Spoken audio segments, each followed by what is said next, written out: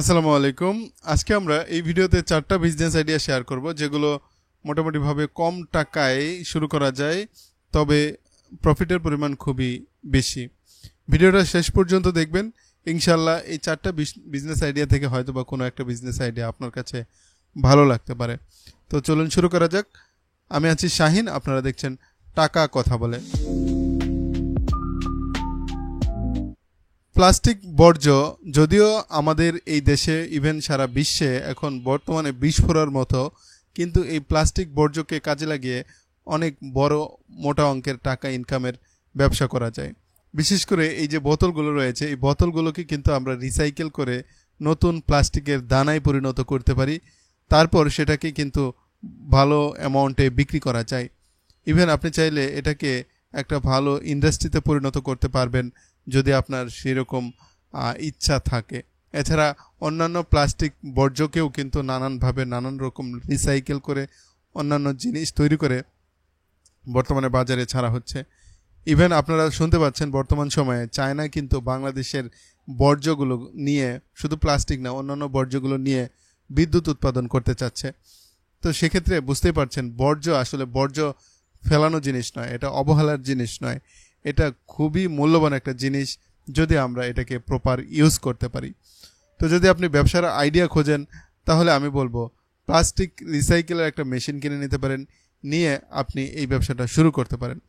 তো plastic recycle বা plastic বোতল রিসাইকেল করে দানা তৈরির বিজনেসটা আসলে শেখার অনেক কিছু রয়েছে, জানার অনেক কিছু রয়েছে।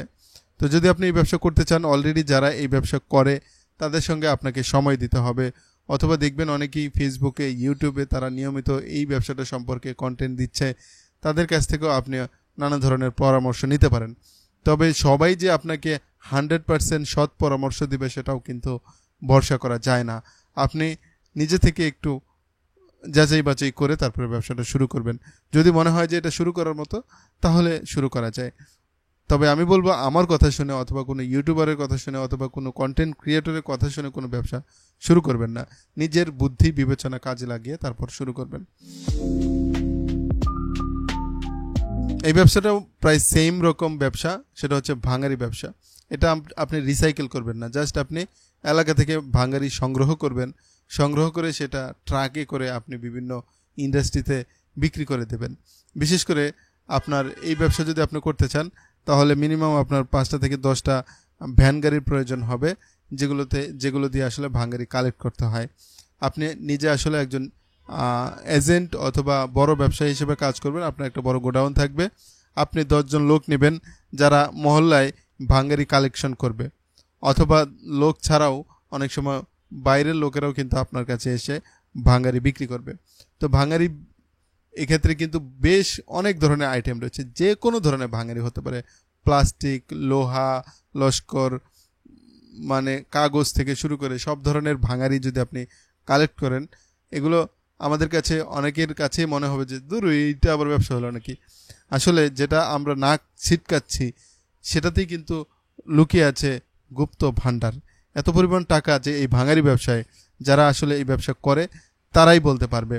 আপনি আমি দূর থেকে এটা দেখে কখনোই বুঝতে পারবো না যে তারা কি পরিমাণ হীরা জহরত নিয়ে কাজ করছে। তো যদি আপনার ব্যবসা করার ইচ্ছা থাকে, স্বল্প টাকায় অধিক পরিমাণ লাভের ব্যবসা করার ইচ্ছা থাকে, তাহলে আপনি ভাঙারি ব্যবসা নামতে পারেন। এটা খুবই খুবই লাভজনক একটা ব্যবসা। এখন আপনি বলতে পারেন এই ব্যবসা কিভাবে করব। সেম কথা আবারও বলছি, যে কোনো ব্যবসা শুরু করার জন্য আসলে সেই ব্যবসাতে সময় দিতে হয়। সময় দিলে তবে আপনি সেই ব্যবসা সম্পর্কে জানতে পারবেন, বুঝতে পারবেন, এটার গোমরটা জানতে পারবেন, এবং ব্যবসা কিভাবে করতে হয় সেটা না বুঝলে কিন্তু আপনি ব্যবসায় কিছুই করতে পারবেন না। তাই আপনাকে আগে সময় দিতে হবে, সময় দিয়ে এই ব্যবসাটা শিখতে হবে। শিখে তারপরে যদি শুরু করেন ইনশাল্লাহ আপনি এখান থেকে ভালো কিছু করতে পারবেন। এরপর রয়েছে পুরাতন আসবাবপত্র ক্রয় বিক্রয় বিজনেস। দেখুন অনেকেই বাসাবাড়ির ফার্নিচার চেঞ্জ করে, সেক্ষেত্রে তাদের পুরাতন ফার্নিচারগুলো প্রয়োজন হয় না, সেগুলো তারা পারলে ফেলে দিতে পারে, কিন্তু যেহেতু কিছু টাকা পাওয়া যায় সেহেতু আপনাকে দিয়ে বা যারা এই ব্যবসা করে তাদের কাছে বিক্রি করে দেয়।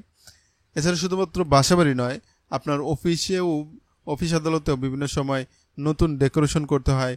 তো নতুন ডেকোরেশন করার ক্ষেত্রে তারা পুরাতন ফার্নিচারগুলোকে বাদ দিয়ে দেয়।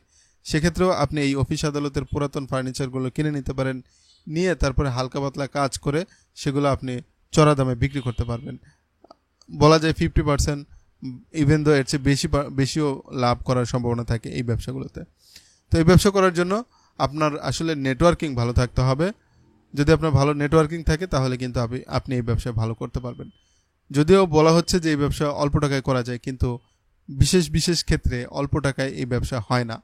ধরুন একটা গ্রুপ অফ কোম্পানি তাদের একটা পুরো ফ্লোরের ডেকোরেশন চেঞ্জ করবে, সেক্ষেত্রে তাদের ফ্লোরের যত চেয়ার, টেবিল, কম্পিউটার, ইভেন বিভিন্ন ধরনের গ্লাসের আসবাবপত্র, এগুলো তারা চেঞ্জ করবে। তো বুঝতেই পারছেন একটা পুরো ফ্লোরে সব ধরনের ফার্নিচার কিনতে গেলে আপনার কি পরিমাণ টাকা লাগবে। অনেক সময় বিভিন্ন ধরনের দরপত্র আহ্বান করা হয়। এই দরপত্রে আপনি দরপত্র দেওয়ার মাধ্যমে বা কোটেশন দেওয়ার মাধ্যমে এখান থেকে জিনিস কালেকশন করতে হয়। তো বুঝতে পারছেন ব্যাপারটা কত, যদিও সহজ মনে হচ্ছে, আসলে ব্যাপারটা এতটা সহজ নয়। মোটামুটিভাবে একটু বড় পরিসরে ব্যবসাটা করতে গেলে আপনি মোটামুটি ভালো অ্যামাউন্টের ইনভেস্ট করতে হবে, পাশাপাশি আপনার একটা ভালো নেটওয়ার্কিং থাকতে হবে। তো যদি আপনি এই ব্যবসা করতে চান, প্রথমে আপনি অনলাইনে একটু প্রচারণার ব্যবস্থা করতে পারেন। আপনি বিক্রয়.com অথবা ফেসবুক মার্কেট প্লেসে আপনার নিজের একটা প্রোফাইল খুলতে পারেন। সেখানে আপনি যেই মালগুলো কালেক্ট করবেন সেগুলো পোস্ট করে বিক্রি করতে পারবেন। তাহলে দেখা যায় যে আপনি অল্প সময়ে বিক্রি করতে পারবেন, পাশাপাশি আপনি বেশি দামে বিক্রি করতে পারবেন। শুধুমাত্র এই আসবাবপত্র নয়, আপনি মোটরসাইকেল বলেন, ইলেকট্রিক গ্যাজেট বলেন, স্মার্টফোন বলেন, বাইসাইকেল বলেন, বিভিন্ন ধরনের জিনিসের আসলে এই পুরাতন জিনিসের ক্রয় বিক্রয় ব্যবসাটা করা যায়। ইভেন আপনি এই যে ডিএসএলআর ক্যামেরা, আমি যেটা দিয়ে রেকর্ড করছি, এই ডিএসএলআর ক্যামেরা, এমনকি ল্যাপটপও আসলে পুরাতন ক্রয় বিক্রয় করে ব্যবসা হয়। তো আপনি যদি কোনো একটা বিষয়ের উপরে দুর্বল থাকেন, যে বিষয়টা আপনার খুব ভালো লাগে, হতে পারে সেটা স্মার্টফোন, হতে পারে ক্যামেরা, হতে পারে ইলেকট্রিক গ্যাজেট, হতে পারে আসবাবপত্র, হতে পারে বাইসাইকেল, হতে পারে মোটরসাইকেল, যেটাই হোক না কেন, যেটার প্রতি আপনার দুর্বলতা কাজ করে আপনি সেটা নিয়ে কাজ করুন। আপনি সেই জিনিসের পুরাতন জিনিস ক্রয় বিক্রয়ের ব্যবসা করুন। ইনশাল্লাহ এখানে আপনি ভালো প্রফিট করতে পারবেন, ভালো ব্যবসা করতে পারবেন।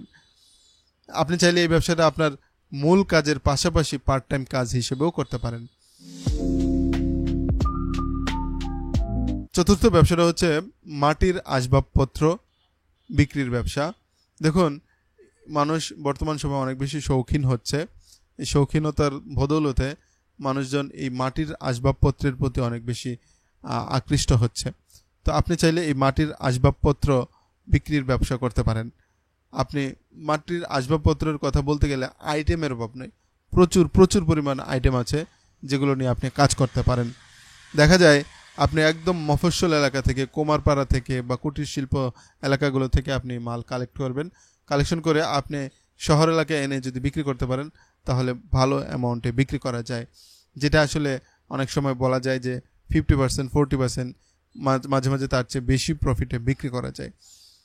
আপনি এই ব্যবসাটা ট্রাই করতে পারেন। ইনশাল্লাহ আপনি স্বল্প পুঁজিতে ভালো লাভের ব্যবসার সন্ধান পাবেন বলে আশা করি। যারা বেকার আছেন, অবসর সময়ে দুশ্চিন্তায় ভুগছেন যে কি করা যায়, তারা এই 4টা ব্যবসার যে কোনো একটা ব্যবসা শুরু করতে পারেন। আশা করা যায় আপনি আপনার বেকারত্ব থেকে খুব সহজে বেরিয়ে আসতে পারবেন। আমি যে ভিডিওটা করলাম বা রেকর্ড করলাম, এই যে 4টা বিজনেস আইডিয়া দিলাম, এগুলো বলা কিন্তু খুব সহজ, কিন্তু করাটাই হচ্ছে মেইন ব্যাপার। আপনার হাজার বিজনেস সম্পর্কে জ্ঞান আছে, তাতে কোনো লাভ নেই যদি আপনি অ্যাকশনে না নামেন। মূল ব্যাপার হচ্ছে অ্যাকশনে নামা, মূল ব্যাপার হচ্ছে ব্যবসা শুরু করা। তাই আর বেশি আইডিয়ার পিছনে না ছুটে বরং আজই শুরু করুন। আজকে শুরু করলে কালকে আপনার 2 দিনের অভিজ্ঞতা হবে। আমার আজকের এই 4টা বিজনেস আইডিয়া থেকে কোনটা আপনার কাছে ভালো লেগেছে, কোনটা আপনি শুরু করতে চান, অথবা এই 4টার বাইরে আপনার নিজের কোনো আইডিয়া আছে কিনা যেটা দিয়ে আপনি ব্যবসা শুরু করতে চাচ্ছেন বা শুরু করেছেন, সেটা আমাদেরকে কমেন্টে জানাতে পারেন। দেখা হবে আবারও নতুন কোনো ভিডিওতে, ইনশাল্লাহ। আল্লাহ হাফেজ।